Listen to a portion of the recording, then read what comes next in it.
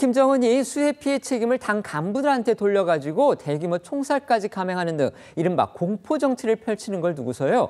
지난해 11월에 망명했죠. 리일규 전 쿠바 주재 북한 대사관 참사는 아이러니하게도 북한 내에서 반란이 일어나지 않는 이유, 그게 바로 이런 부분에도 있다. 이렇게 분석을 해서 눈길을 끌었습니다.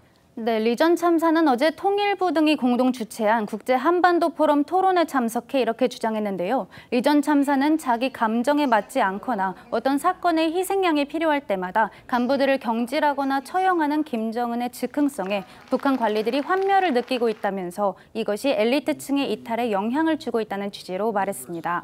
하지만 그럼에도 불구하고 김정은 체제에 반발해 북한 내에서 반란이 일어나지 못하는 건 이중 삼중의 감시망과 무자비한 공포 정치 때문이라고 지적했습니다.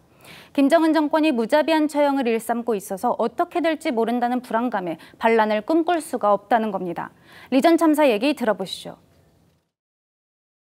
소위 말하면 수령님 계실 때 했던 충성심은 이미 90년대 수령님 소부와 더불어 다 사라졌고, 간부들이 이제 체제에 많은 환멸을 느끼는 건 뭐냐면 너무 즉흥적인 경질, 이 즉흥성, 김정은 위원장의 즉흥성, 자라공장 당비서 쏴주기 이런 얘기를 하면 최근에 국물 피해 나서도 사회 현장상 경질시키고 막 정말 간부들 자체가 언제 먹이 떨어져 나갈지를 모를 정도로 그런 불안감에 이제 휩싸이게 만들거든요. 주민들이나 간부들이나 선뜻 들고 일어나지 못하고 있잖아요. 하나는 정말 이중 삼중으로 이제 거미줄처럼 겹겹이 에워싸인 감시망, 통제망 이거고, 두 번째는 감히 들고 일어날 수 없게 하는 공포 정치, 무자비한 처형. 일반 주민들도 북한 체제에 대해서 기대감이 크지 않다. 리 전 참사 이렇게 또 주장했습니다. 네, 리일규 전 참사는요. 북한 주민들은 이제 더 이상 체제에 대해 기대감이 없다면서 생계를 유지하기 위해 당이 아니라 장마당에 의존하고 있다고 북한 현실 전했는데요. 이 김정은 시대에 북한 경제 중요한 부분이 된 장마당은 이제 북한 주민들로부터 자본주의를 경험하는 중요한 통로라는 평가 받고 있다고 합니다. 또 리 전 참사는 북한이 최근 주로 청년층의 사상을 통제할 목적으로 제정한 반동사상 문화배격법, 평양문화보호법, 청량교양보장법 등 이른바 이 3대 악법이 주민들한테 미친 영향이 크다고도 말했는데요. 주민들 사이에서는 어제까지는 나를 그렇게 억압하더니 이제는 내 자식까지 못 살게 군다는 반발심이 생기고 있다고 합니다.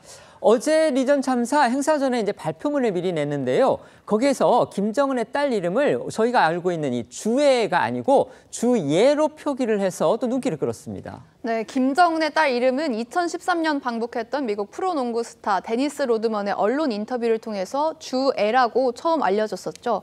근데 이 리 전 참사는 이 이름이 잘못 알려진 거라고 보고 있다는 겁니다. 리 전 참사는 어제 현장에서 배포된 자료에 김주예라고 쓴 것에 대해 묻는 기자에게 나는 주애가 아니라 주예로 알고 있다 이렇게 말을 했는데, 이 정보를 입수한 경로에 대해서는 구체적으로 설명하지 않았습니다. 김주애와 관련해서 김 전 참사는 이 북한 내부에 세습에 대한 부정적 기류가 분명하다고 주장하기도 했는데요.